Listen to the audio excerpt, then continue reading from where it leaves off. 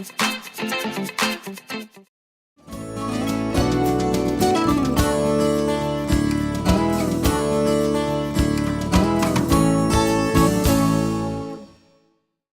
it going, guys? This is CryptoBud here for today. In this video, I'm going to talk a little bit about ne뷸러스, which is one of the coins I was covering a while ago, a couple of months, about this specific project, and currently it's moving about 19.21%. You know, what I'm seeing in terms of the market for the last couple of days has been this idea of random moves in these random coins. And although to most people this would look like it's random, there's actually a shift in projects that actually have mainnets coming up.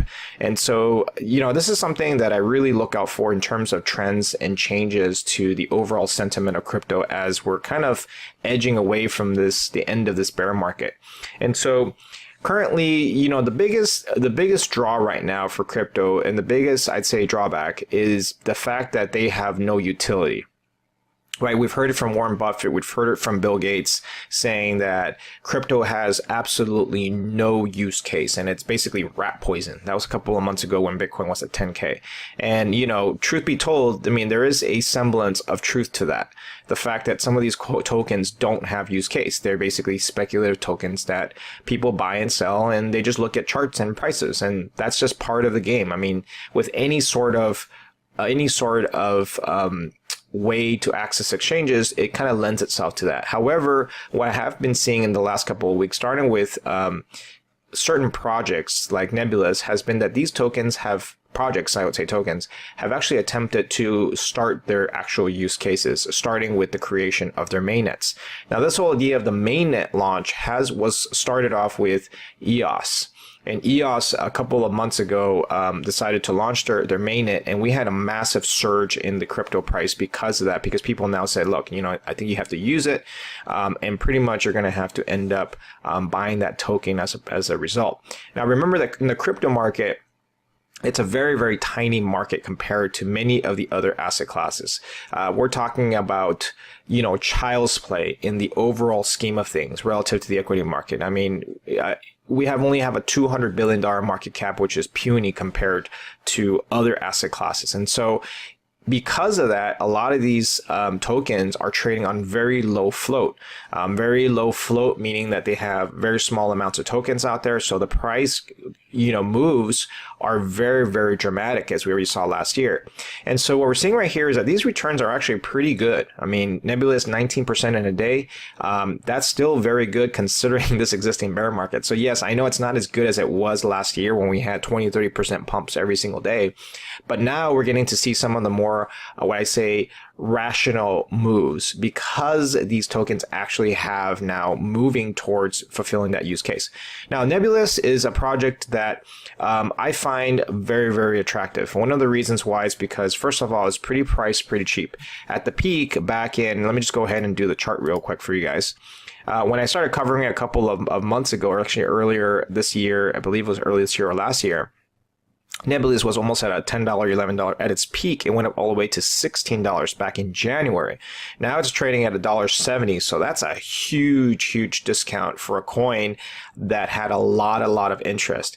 And so this is a time when I say this is great, because now I get to see some of these tokens right now that are trading at a very cheap price, and I really have no competition in terms of buying. I can buy at whatever price I want because nobody's really buying it aside from these random pumps. But anyway, so this is actually its all-time low when it first started in October. Let me go ahead and just kind of pull this chart up. Back when it ICO'd, actually it was $1.70. So it's basically back at where it was. It did a full circle. And so either the question is ne뷸러스 going to go to zero, or is this token going to be worth anything in the future? And in order to assess that value, I have to assess what exactly they are doing. Now, again, not investment advice, not financial advice or anything, but this is exactly what I'm doing, is that I will be loading up on some of these tokens that I find to be a compelling value because they are trading at such a low price compared to what they were before. Now, if you believe that ne뷸러스 is a bunch of crap, and doesn't have anything, then obviously it would not make sense to buy here at $1.70. And that's something that you would have to make a decision on your own regarding what this token is actually worth. But if you do think that Nebulas has something going, then that's where it's the time to begin to look at the actual price. Now, I'm gonna look at it from another perspective. What if Nebulas does have something of value? So what I'm going to do here is I'm going to take a look at the overall market cap, 77 million, which is still pretty low compared to standards of what it was before. And just to give you an idea in terms of the actual market cap, Nebulas reached a market cap of 480 million at its peak, and back in May it went all the way back to 400. So from that $77 million market cap, Nebulas could still go up to maybe 7x, 6x from these levels. So that's a pretty good risk to reward ratio of what I call it.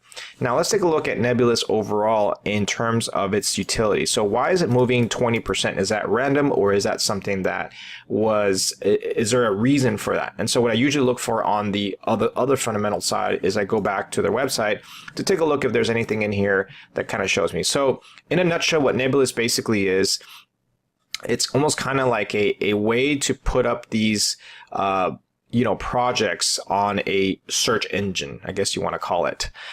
And so, I'm not going to go into details because I did a full review on that one.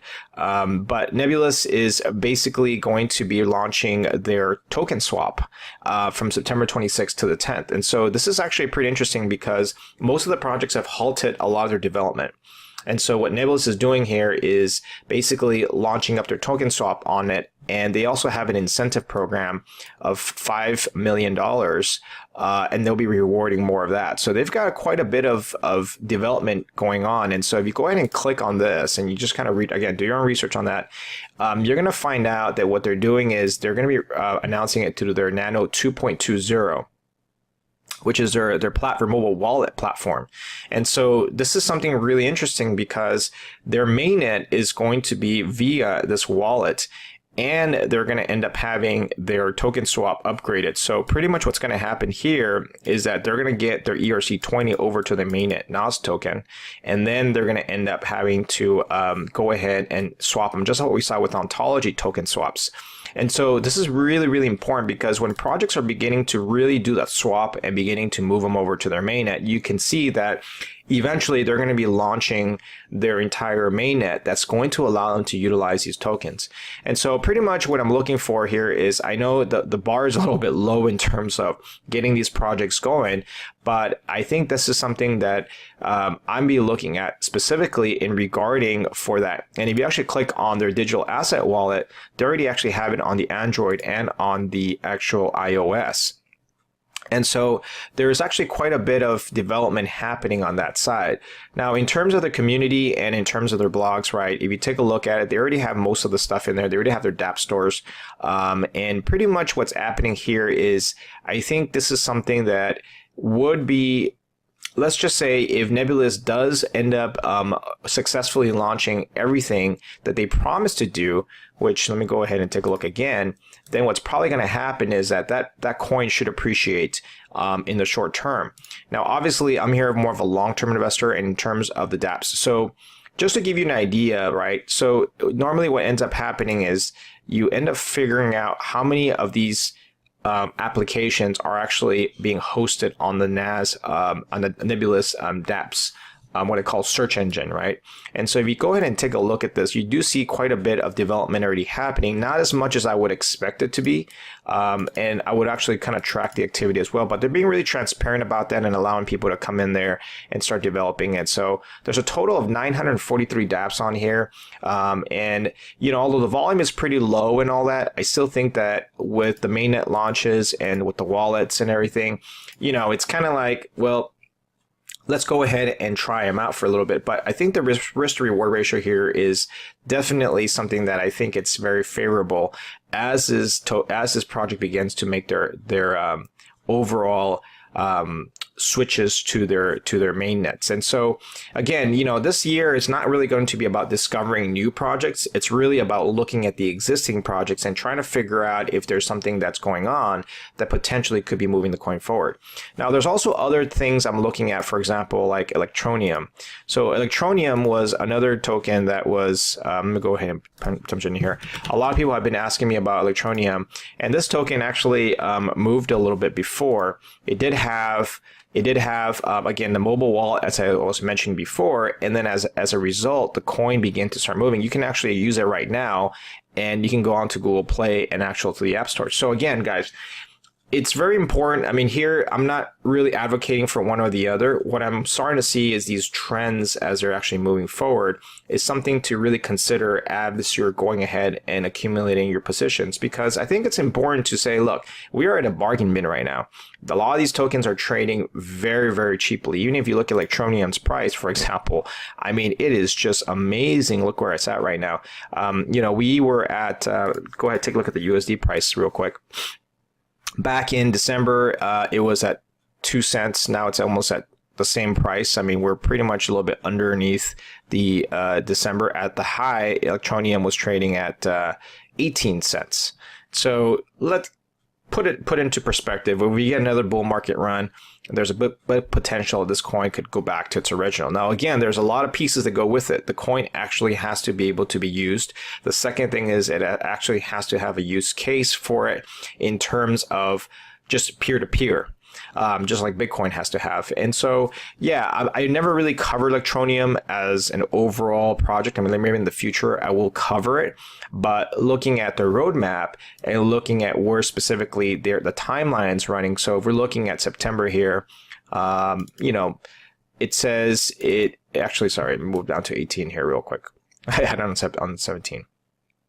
If you take a look at June, they're basically looking at launching their instant payment system. They're launching their gig economy website, their vendor website. So they already have the mobile wallet already in play, and they continue to hit these little small milestones. I think overall, it's going to be pretty good for that project and overall, obviously, for the token as that token gets utilized. So there are projects out there, guys, that are still active and developing. And I think rather than throw the baby with the bathwater out the window, all right, guys, thank you for watching. CryptoBud out.